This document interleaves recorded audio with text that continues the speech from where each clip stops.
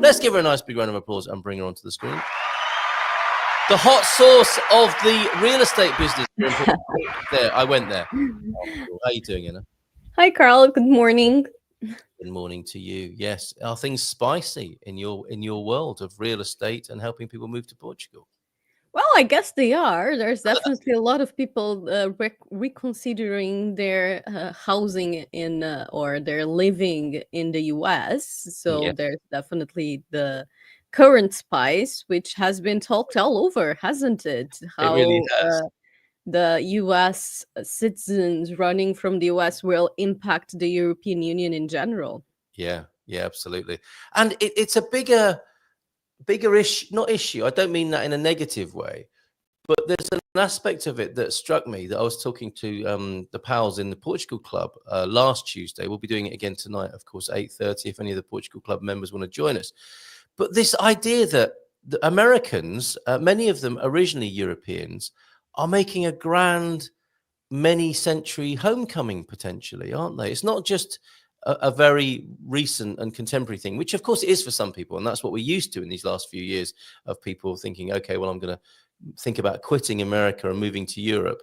But there's another aspect to it, of course, which is ancestrally they are Europeans, and there might be a homecoming, which had never occurred to me until Dave in Portugal started talking about it last week. I mean, part of the population, definitely. That's what actually was one of the things that I was quite surprised in the US, and honestly, in a positive way, is that the diversity in the US. Yeah. You really, really do have people from everywhere there. Mm. And sure, the Europeans, mostly British, were the ones that originally colonized the US back before it was founded. But nowadays, I don't know. I don't know if even half of them are European descendants. Well, yeah, fair enough. Yes, and I'm saying that from the point of view of those who seem to be interested in, or many who seem to be interested in coming here, like Dave in Portugal, who put the idea into my head. I think that's his latest video. It's something like, are Americans returning to Europe? So not coming to Europe, but returning to Europe, which I just think is an interesting angle. So and it just made me wonder how many are connecting with that and getting a sense of reconnecting with their roots and their ancestry, as well as. Yeah, I actually get a lot of people that are descendants, usually to second or third generation descendants from Azores. It's it really pops up a lot for me. And there apparently there is a big community because some 100 years back there was during the war and the big crisis, Azores were going through a really rough time economically and food wise, and a lot of people went to the US. It's true, isn't it? And there's a military connection, I believe, as well from the Azores. It's amazing. Human beings are endlessly fascinating, aren't they? And our migratory history. And it's interesting. I mean, if it already happened like 150 years ago, today it is 10 times easier. Isn't it just? Yeah, right. Yeah. I mean, that's a good point you make, isn't it?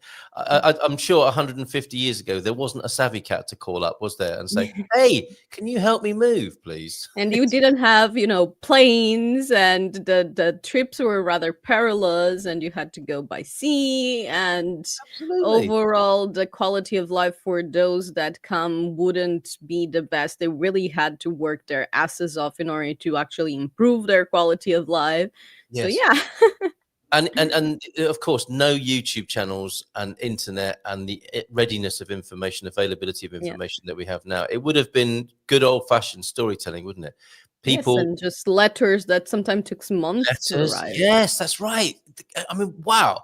In many ways, so much more romantic. I mean, certainly from our view, I don't know if it presumably wasn't so much like that from their point of view, but getting a letter from somebody that, as you say, took weeks to arrive, or having somebody come home, a cousin or a member of the family, sat around a fire, the evening draws in, you're having a drink, you're having dinner, and you're telling stories of the places you've been to and inspiring other people to maybe think about making those tough journeys. We are so lucky, are we not? Yes, we are. We really are. I definitely don't want to go back in time. It's very cute on books, but I really enjoy my modern amenities. Yes. However, a letter still can take weeks in Portugal. Yes. It's like, oh, we have a letter here. It was sent from Lisbon. It's just arrived in Coimbra. Wow, they I really are. actually had a package that stayed in the warehouse. I don't know. It just stayed stopped for like 10 days and it arrived yesterday. So Okay, what happens? Why is it like that? Is that I just have no idea. okay? All right. Yes, it is among one of the oldest businesses in the world. Is the CTT? So I guess maybe it's just behaving like an OAP and just does everything a little bit more slowly than everybody else might do in a cutting edge mail delivery service. Well, so I don't think we've spoken, or have we? Have we spoken since the election? I can't remember if we've had a conversation since. We did. You had that special. I opened it talking Yes, of about course you the did. Yes, post-election yes, thing.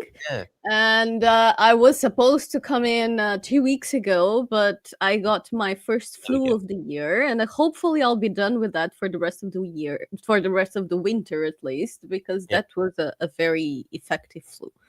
Well, was it really? And also another thing we can be thankful for is with our modern sanitation and lifestyles, a flu isn't such a bad thing as it may have been Yeah, hundreds of years ago it's as not well. life-threatening and No, everything. you were able to sleep it off, were you? Yeah, it was a whole week thing. It was like 5 days, and I was out of a voice, and I was rather miserable. Oh But dear. yeah, then it just went by. Yep. So so there you go. That's why I haven't thought I hadn't seen you, because I haven't seen you since we did that election special. What sort of mailbag did you come back to then after being sick? What is going on in your world? Well, there's actually a few things going on in Savvy Cat. So we are preparing for the new year, and because last year we didn't increase prices with the whole change of visas, and it was actually a tough year for business for me, and I guess for other businesses in the area because of the whole government policies change that happened in the past year. And this year, there's definitely, after the election, there was a huge pickup in interest. And so I decided I'm going to raise prices again, which, as you know, definitely the inflation has been going. So we have been, it was something that needed to happen. And Yeah. so the prices are going to increase 10 to 20% depending on the package. But at the moment, until the end of the year, everything is still at the original prices. And we are probably going to extend it a week into January because the company does close between Christmas and New Year. So between the 23rd and the 1st, the Savvy Cat will be closed. So the rental packages can still be purchased through our website, but the buying packages do have to go through us directly, as we do want to make sure we are on the same page with the client and there are no unrealistic expectations, and just making sure we can actually get them what they want. Yeah. And for that reason, we'll probably going to extend the 2024 prices like a week into January to Very good. compensate for this holiday week that we will have. Yep. And another thing that we have at the moment is for those that buy our buying packages in full. Usually our standard practice is that we have a 20% deposit and the remaining payment is made within a window of 3 months. And right now, if people make the whole payment, they get 5% off Oh, on very the good. Okay. 2024 prices. So a little bit of an incentive there. Very interesting. I wanted a couple of things that came up whilst you were talking there. You said the government made it more difficult to do business, or kind of Not business in particular, but the visa changes. You remember Oh, how they took off the golden visa and then the yes, NHR and did everything kind of in a rush. And it yes. definitely affected the international market and the real estate market. The amount of international purchases went down rather significantly during 2025. Right. Okay. Yeah. So there was what with one thing and another, and quite a sort of poorly thought out phasing of things that reduced confidence a little bit, didn't it? Or made people a little bit Yes, more it doubt. definitely was a big blow on the confidence in the international market. Right, interesting. Do you feel like you've recovered from that now, and the government are doing a fairly good job in I responding? think we are recovering mostly thanks to Trump causing all this instability in the US. Yeah, On the European market, things are still a bit not as good as they were before, especially because of the NHR. And there have been talks about the NHR being partially re-implemented, but nothing definitive yet. yeah, We will see. I do think that would be very positive.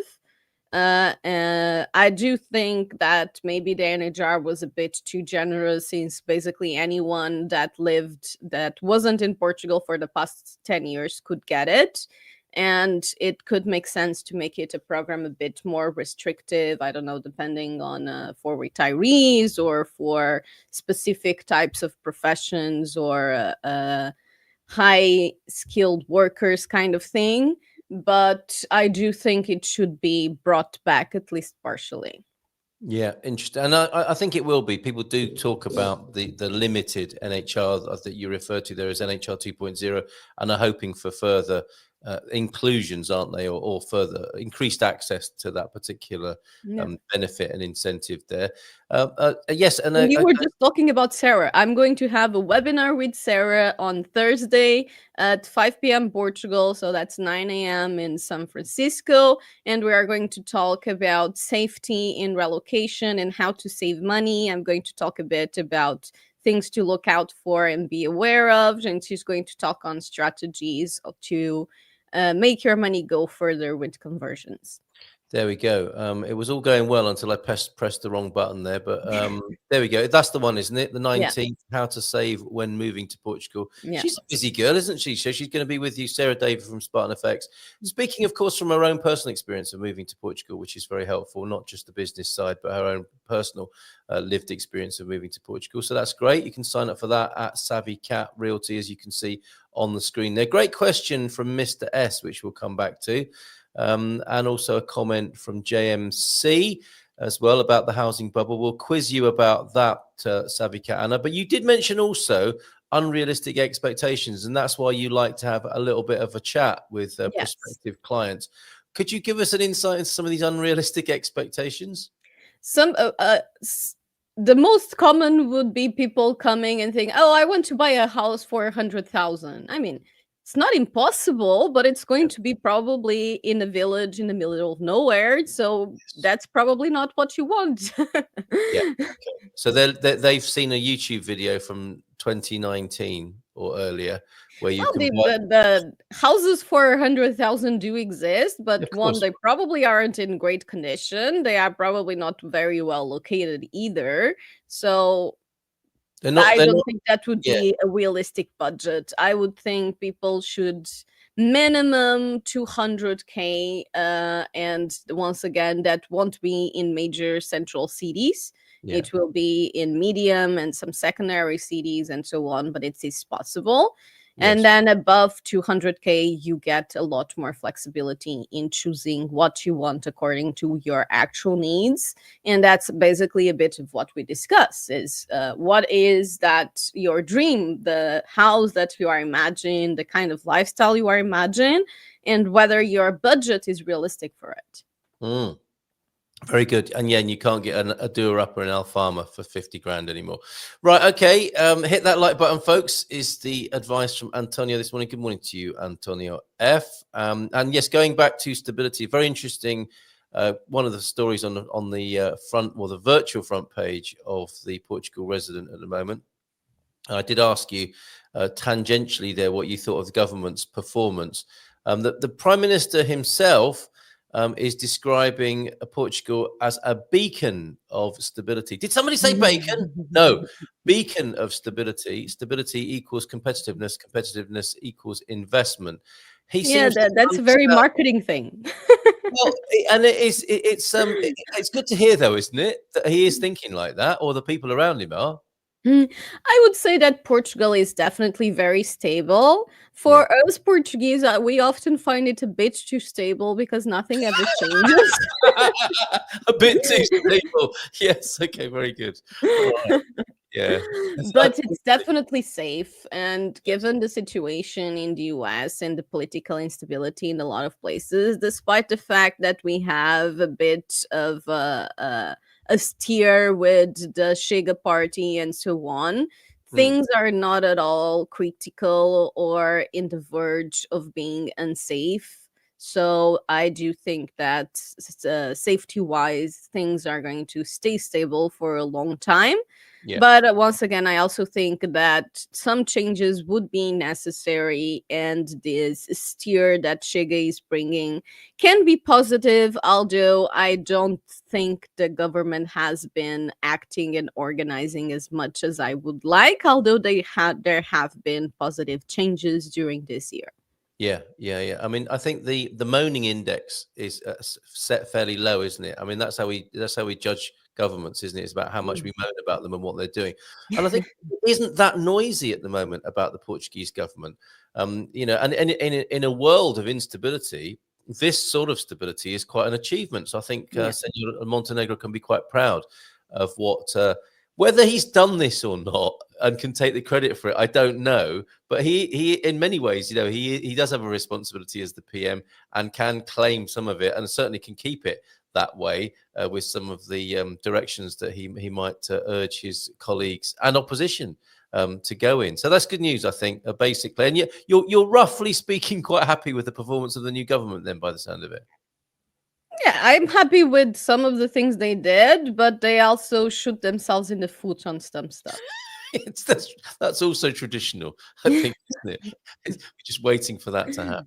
It's waiting for that foot to fall that gets shot into at some point. Right. Great question from Mr. S, which I'm sure you'll have a view on. I've read that interest from Americans is much stronger towards Spain than Portugal. Is that because they've heard of Spain more than they've heard of Portugal, do you think? I don't think so. I think it's honestly because Spanish is much more widely spoken in the US, and Ah, especially yes. in the West Coast because of the proximity to Mexico. Spanish Right. is a very widely spread language, Yep. and that is a big factor on which a lot of people end up choosing Spain because it's easier to go to a place that you already speak the language in. There you go. Yes, absolutely right. Now, whilst that might be one good reason to go to Spain, um, I think they're better off here, aren't they? Or am I being a little bit too I partisan? do prefer Portugal. I think there are some pros and cons. One of Yes. them, the Spanish financial system and taxing, international taxing, is known for being particularly brutal. Mm, But on the other hand, the salaries are a bit better. So in terms of employment, Spain may be slightly better.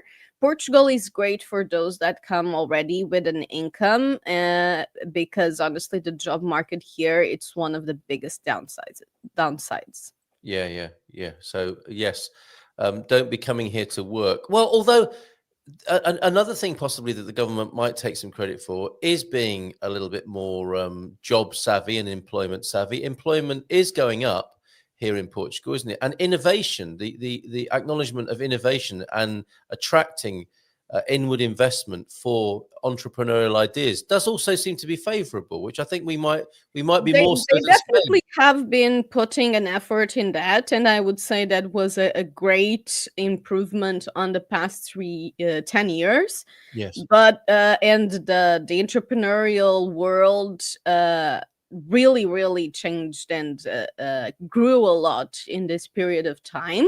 Yeah. But I do think that the internal policies still have a really long way to go. Yeah. Things legal wise, and as an employer, it's really not easy to be an employer in Portugal. And although they say they want to incentivize stable conditions of work, the actual policies don't incentivize that at all, because they make so that the employer basically takes all of the risk, and it's very hard to fire people. And then the social side of things also has a lot of downsides, because it's fairly easy to be on medical leave and get paid, and that is something very complicated for the companies, Yeah. because when you have those kinds of employees that just put medical leave indefinitely, and you don't know when they're coming back. Then you have to hire someone temporary, not knowing how long, and then you still have to pay them the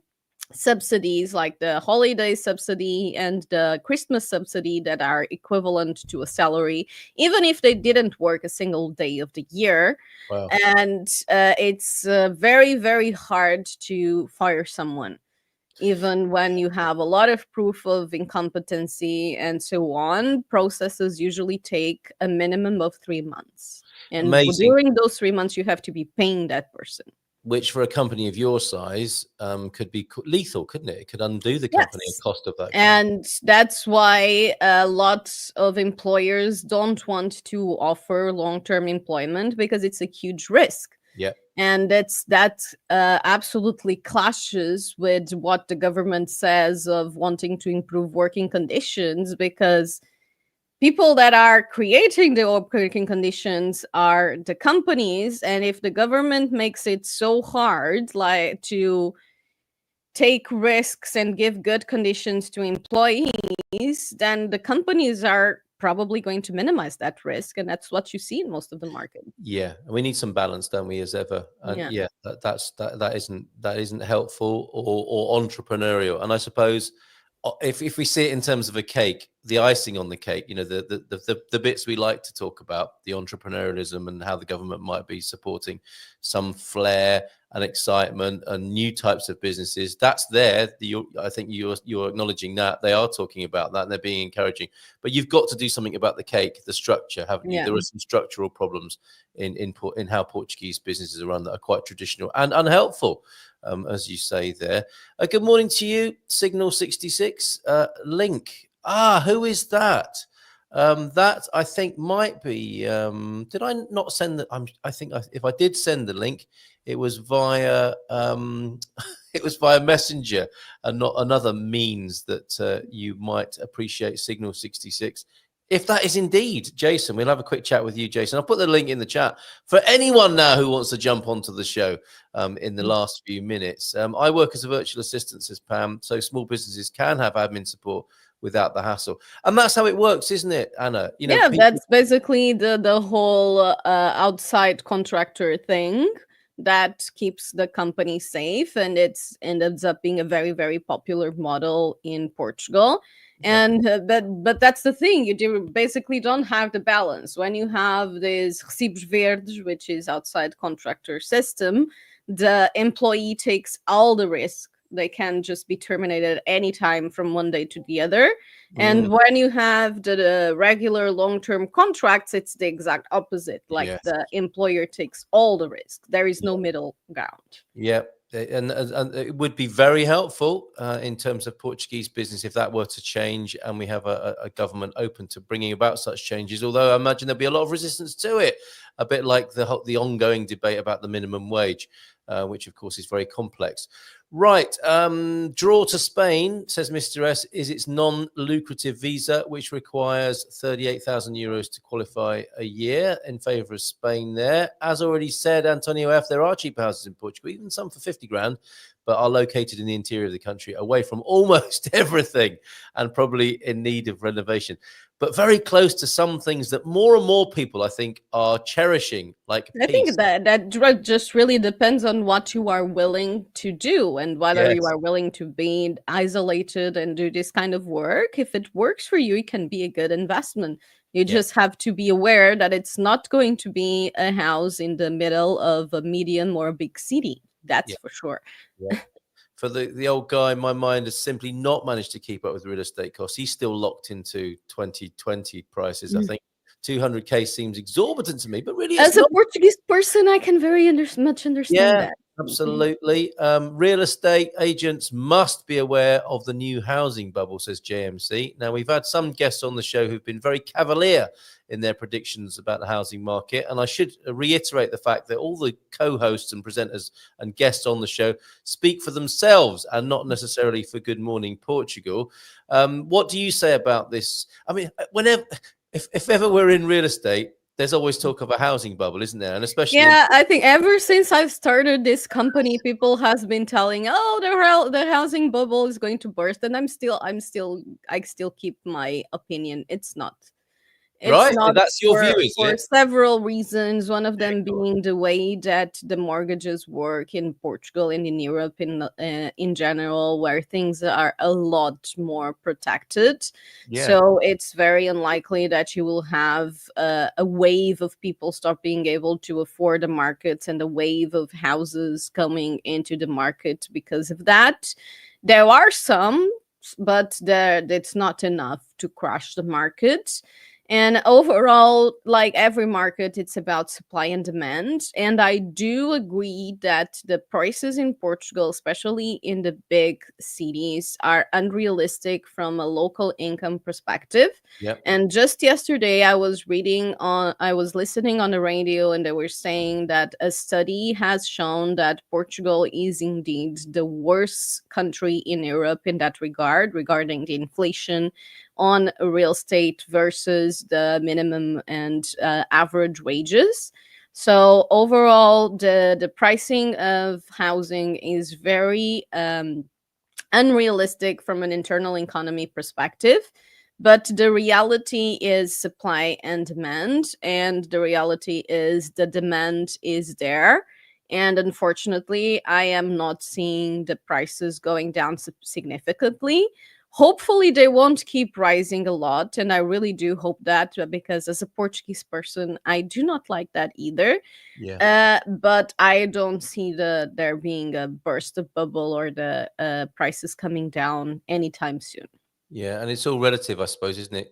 Compared to where you are and what your personal buying power is. So it's hitting Portuguese people much harder than people who can come in with bigger wallets and bigger buying power, I guess. But you think there is something of a protection built in that stops the worst sort of excesses that we see in other countries, perhaps? There are a lot of discussion around how this housing problem is going to be attenuated.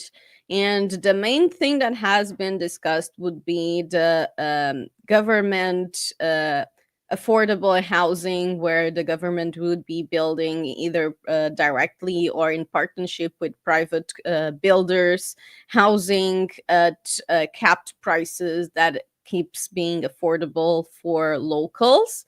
This has been discussed, like I said, for like 5 years now, and barely any projects pop up, which I find extremely sad, to be honest, because I Yeah, think it right. would be a great measure.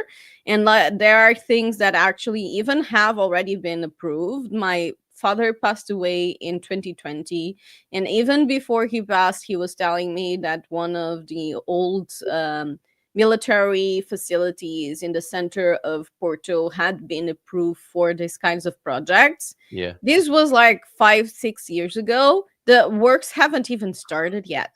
Yes. Yeah. There are these are the structural problems we return to. The talk is there, isn't there? But the action is yet to follow, and there are certainly many Yes. things that could be done to be a little bit more encouraging. And hopefully, the new government and the opposition will be chipping away to try and make some of these things happen. We've got about a minute left of the show today, Savvy Cat Anna. It's always great chatting with you and to hear your view. Anything else you want to say about your plans as a company or personally for 2025? What are you looking forward to? I'm definitely looking forward to see how things evolve on the market and so on. As a business, I'm definitely looking forward to help people get settled in Portugal in a sustainable way, both for their own pocket and for the Portuguese pocket. Like I said, I cannot control the full market, and I cannot bring the prices down, but I can at least advise people to make sure they are making a balanced purchase from an inside perspective, Yeah. and they know what they're getting into. Yes, yeah, absolutely. And long may Portugal remain a country of common sense. So whenever there are difficulties around the world, we've usually got a very simple answer here, haven't we, Anna? That these things flying around the sky. That was very simple for us to decode over here. Lots of common sense there. Yeah, and this other type of drone as well that's been spotted. We've got quite a few of those in Portugal as well, haven't we? I think as well. Thank you very much for being with us this year. It's been an amazing year for you in so many ways, isn't it? Going over Yes, to the I'm US. guessing we're going to see each other again next year, isn't I it? hope we will. I hope we will in the somewhat remixed Good Morning Portugal show, where we too are hoping to remain of good service and value to people who tune in and to this community. And with your help, we'll do that, Anna. So love to you and all your team for a boas festas and bom ano Yeah, novo. I hope you have a great Christmas and New Year. Thank you, and igualmente. Ciao, ciao. And we'll see you all soon. See you tomorrow, folks, and maybe at the Portugal Club tonight if you're joining us. Take care. Bye for now. Big round of applause for Savvy Cat Anna. Thanks, Anna.